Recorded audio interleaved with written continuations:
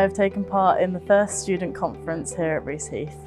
So throughout the day we had an introduction and then we had a guy come in and talk about self-esteem, which was incredibly good. He was so motivated and so enthusiastic, it was really nice to be in.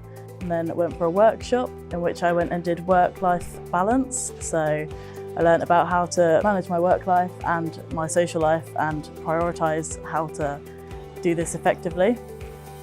Favourite part was probably the workshop that we did with Kay, because we got to do some activities and we got to learn a bit about each other and learn a bit more about what he does and how it can affect us and how we can help each other.